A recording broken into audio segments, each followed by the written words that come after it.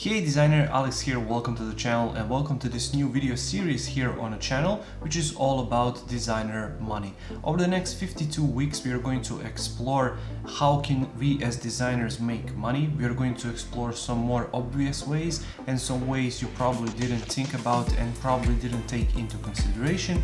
So every single Friday you can check back here on the channel. There's going to be a new way and a new method for you to make money as a designer. If you don't like this week's method, you can check back next week and make sure to hit that subscribe button not to miss out, and you can also turn on those bell notification icons so that you're going to get notified every Friday when I launch a new video. This is the insert for my course 101 ways to make money as a designer, and you can check it out by going to my membership. A link is going to be down in the description below. You can check out my membership for all of my courses, all of my design products, practice files for these YouTube videos, private access to the Facebook group, mentorship and much more. So if you're interested, make sure to check out. A link is going to be in the description below. Now without any further ado, let's check out this week's method.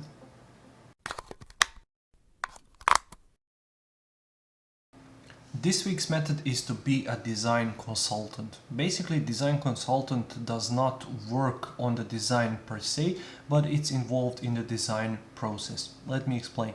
For example, you're working with a company who needs a website design done. You don't have time to create that website design, for example, because it's way too small, it's way too low hanging fruit for you, for example, and for your experience, but you can assist them as a design consultant in either finding a designer, or if they have a designer, assisting that designer and simply guiding them in a way for that website to bring them better conversions, for example, to work better on other devices, and to give them general tips and tricks which are going to help their business grow and help them earn more revenue. That way you can be a design consultant without actually working on design, but consulting these companies and these young designers and simply guiding them through, because companies are going to benefit from that, because they're not going to waste a bunch of time and a bunch of money into these junior beginner designers who are going to make all of these basic mistakes along the way, which once again is going to cost the company down the long way. So you as an experienced designer can jump in, can lead the project, can guide those designers in the right directions, so you can avoid of them making all of these basic mistakes, especially with revisions, because majority of the times those revisions are going to take the longest, because those young designers are either not on time, or they are just confused, or they don't know what they are doing. So you as an experienced designer can really lead the way and can really help those companies, guide those designers into right directions. Sometimes it doesn't even have to be with designers. Perhaps companies want to create social media campaigns, and if you're good at design, and especially for social media design, you can really guide them in the right direction. Which colors should they use? Which ratio of text versus images should they use? Which sort of file formats should they use? How, for example, dense information should be in those images, and stuff like that that young designers just don't understand, but you do because you're experienced in this field. If you're creating logos, for example, maybe you can guide your clients into the right direction with these young beginner designers. Which type of logo lines should they use, readability issues, scalability issues and stuff like that, so you can really guide them through and be a design consultant without actually working on a design per se, but being involved in the design process. You can charge this by the hour, by the project, by the month. You can also charge this on a retainer basis, and I really like that approach, and I explained what a retainer client is. You can check it out in this playlist, simply watch that video.